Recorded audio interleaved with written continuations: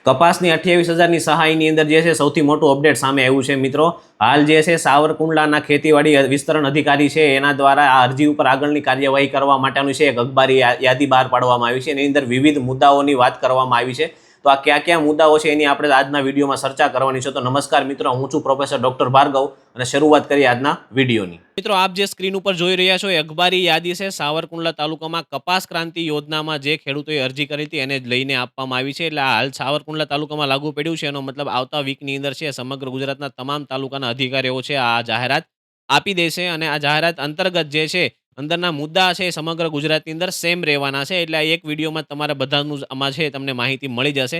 હવે નિયમો જે મૂક્યા છે, આઈ ખેડૂત પોર્ટલ ઉપર સૌથી પહેલા 2.0 મારફતે અરજી મંગાવી હતી. એટલે દરેક ખેડૂતો જે કપાસના ખેડૂતો છે એને 28,000ની સહાય માટે અરજી કરેલી હતી. અને એમાં ક્લોઝ પેસિંગ ટેકનોલોજી અને ઇન્ટિગ્રેટેડ કોપ મેનેજમેન્ટ અંતર્ગત છે 2 ઘટકની અંદર 28,000ની સહાય મળવાની હતી. ઓનલાઈન અરજીનો જે છે એ અહીંયા ડ્રો કરવામાં આવી ગયો છે, એટલે ડ્રો થઈ ગયો છે. અને હવે અહીંયા શું કહેવા માંગે છે કે ભારત સરકારનો જે ઠરાવ છે એ અનુસાર 90/30 અને 90/60ના અંતરે 2 હાર વચ્ચે અને 1 ફૂટ 16 વચ્ચેનું અંતર હોય તેવા વ્યક્તિઓને છે આ ઘટકમાં પાત્રતા આપવાની થાય છે. એટલે કે અહીંયા ચોખ્ખું લખીને આપ્યું છે કે 2 હાર વચ્ચેનું જે અંતર, એટલે કે પાટલા વચ્ચેનું અંતર 3 ફૂટનું હશે તો જ એવા વ્યક્તિઓને છે આ સહાય આપવામાં થાય છે. એટલે એમ જોવા જઈએ તો આખા ગુજરાતમાં છે કોઈ પણ વ્યક્તિને આની સહાય મળવાની નથી. પણ આના આગળના સ્ટેપ શું છે એ અહીંયા લખેલા છે કે આની અંદર જે અરજીઓ છે એ ખૂબ જ મોટા પ્રમાણમાં. ને બીજી એક વાત અહીંયા એને કીધેલી છે કે નિયત કરેલ જાતનું બિયારણ જ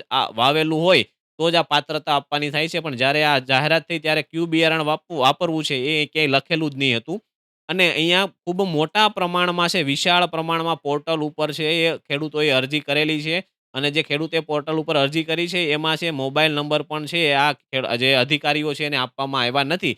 એટલે અખબારી યાદી દ્વારા આ લોકો જણાવે છે કે જે વ્યક્તિઓ છે એ આની અંદર પાત્રતા ધરાવતા હોય એમણે શું કરવાનું છે.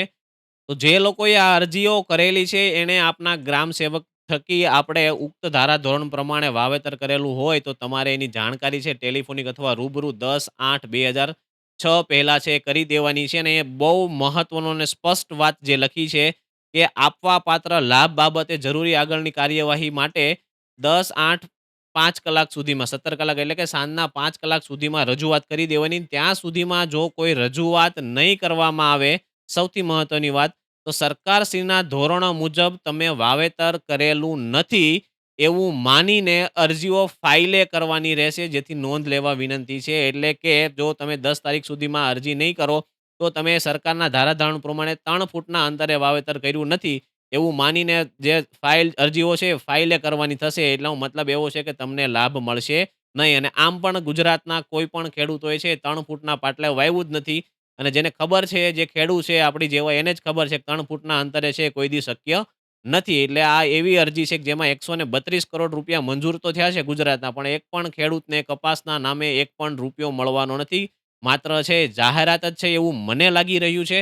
આપનો શું અભિપ્રાય છે કોમેન્ટની અંદર જરૂરથી જણાવજો. અને આવા જ વિડીયો માટે આપણી ચેનલને છે સબસ્ક્રાઇબ કરી દેજો.